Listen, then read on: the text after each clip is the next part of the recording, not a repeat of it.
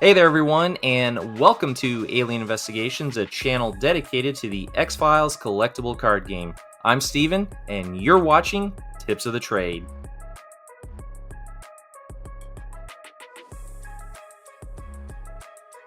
In this video, I'm going to break down the top 5 best common cards that are worth including in your X-Files CCG Bureau deck. As with most trading card games, cards that have a common rarity are the ones most frequently found in sealed starter decks and booster packs, hence the name. They have the least monetary value due to their abundance, and they generally feature basic or weaker game effects. But that's not to say that there aren't some hidden gems amidst these commonplace cards that can prove highly effective in gameplay. In some cases, you may want to consider including 2 copies of these cards in your deck to increase your chances of drawing them because they are so crucial to your strategy.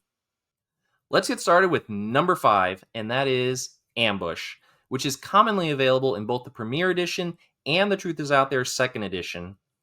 Now I know what you're thinking. A combat card? Really? I've seen enough. Dislike, unsubscribe.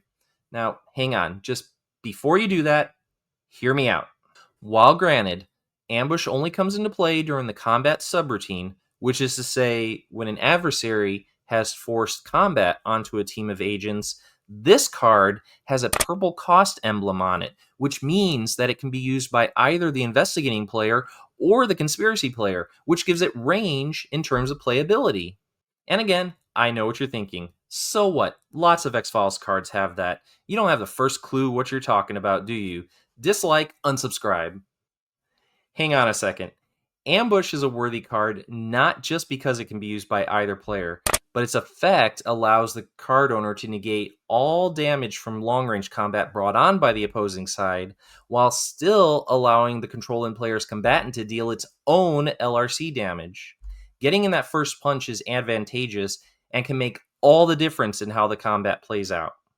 In order to play this card as the investigating player, at least one agent taking part in the combat must have a subterfuge skill to their name. When played in this fashion, Ambush will negate all of the damage that the adversary would have inflicted on the team of agents. Meanwhile, the agents still get to inflict their own long-range damage on the adversary, which could result in the adversary's health being reduced to 0, and the agents get to walk away without a scratch. Not too shabby, right? Alternately, if the conspiracy player were to play Ambush on their adversary, that is an adversary capable of using subterfuge combat cards like the Sandman or the Mechanic, this inexpensive combat card could result in 2 or more agents getting hospitalized depending on the makeup of the team. In the case of the Deadly Blur, playing Ambush on that adversary has the potential for a complete and utter wipeout of the opposing side. Believe me, I've seen it happen. So, for the low cost of 2 conspiracy points, Ambush gets a lot of bang for your buck. Literally.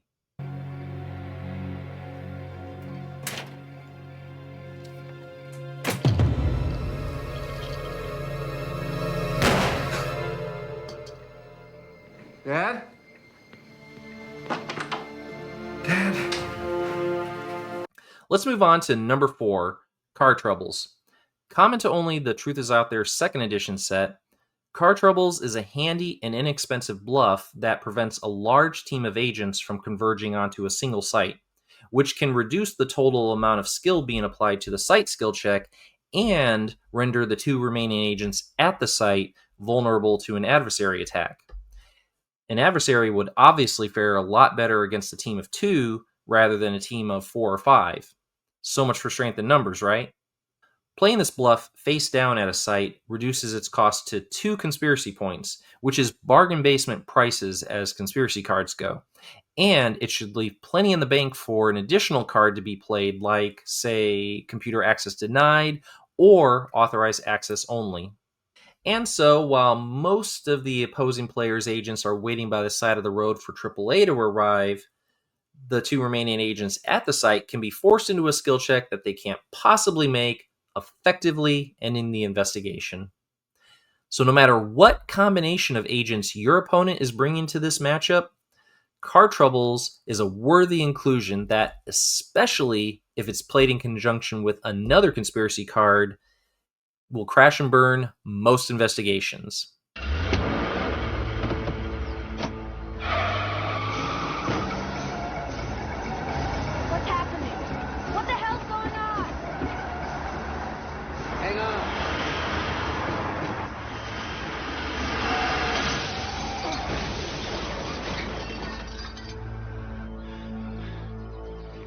You okay?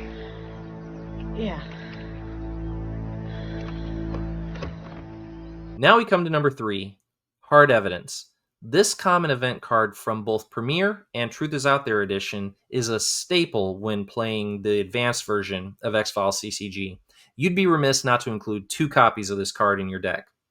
When your opponent tries to smack you with an especially nasty event or adversary, hard evidence could mean the difference in being able to pay for, say, a 𝐗-𝐅i𝐥e𝐬 or an evasive maneuvers to get you out of a jam.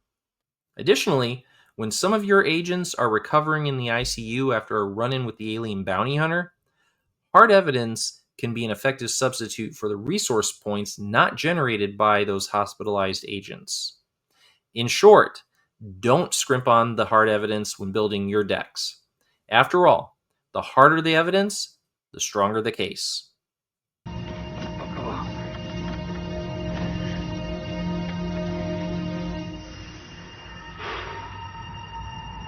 It's probably a safe bet Ray Soames never made the varsity basketball team. Seal this up. Right now. Nobody sees or touches this. Nobody. Number 2, and those of you familiar with my channel, you'd better fan yourselves before you lapse into shock. It's Detective Bleepin' Manners. That's right. From the 1013 expansion that covers much of the show's 3rd season, Detective Manners is a common 2RP agent that is a great addition to either your starting team of agents or your Bureau deck.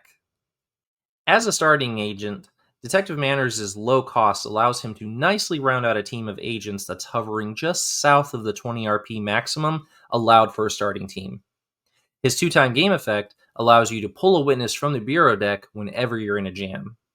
So whether you need a witness like Dr. Blockhead or the 𝐗-𝐅i𝐥e𝐬 to negate an adversary, or if your team is just shy of meeting the site prerequisite and needs a witness to chip in, or maybe you just need a resource-generating witness like Kevin Morris or Kristen Killar to offset the cost of resource cards, Detective Manners has you covered, Holmes.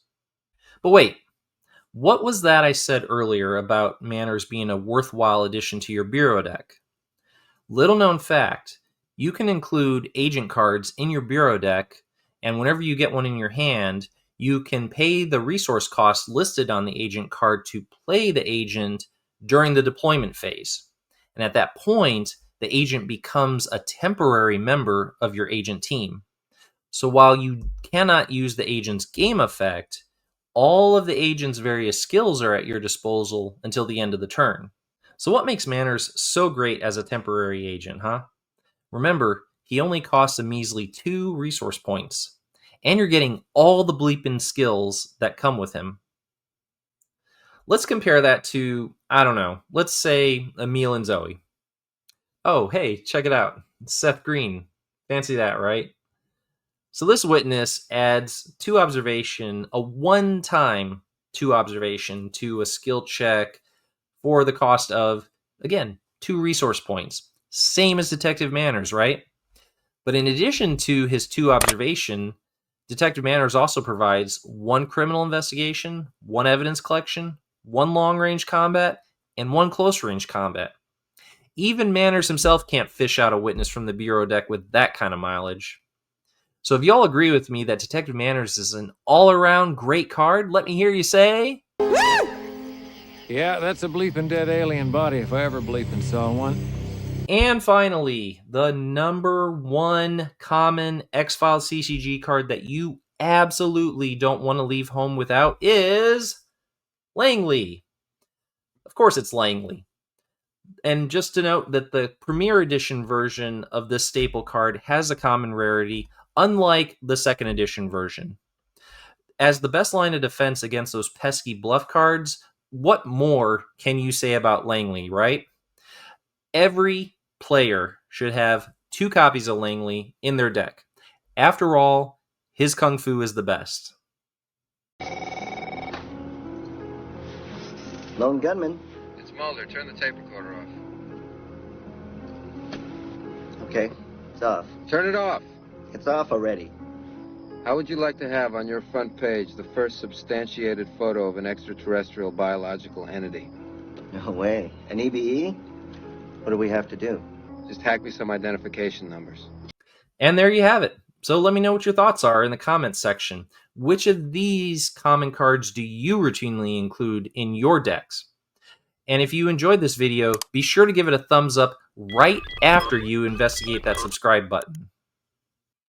If you're new to the game and you want to see if it's any fun, be sure to check out the loads of gameplay episodes on my channel. And finally, you can reach out to me at alienvestigations19@gmail.com for business inquiries, or if you have ideas for upcoming content that you'd like to see. Once again, I'm Steven, and be sure to tune in again for more Tips of the Trade.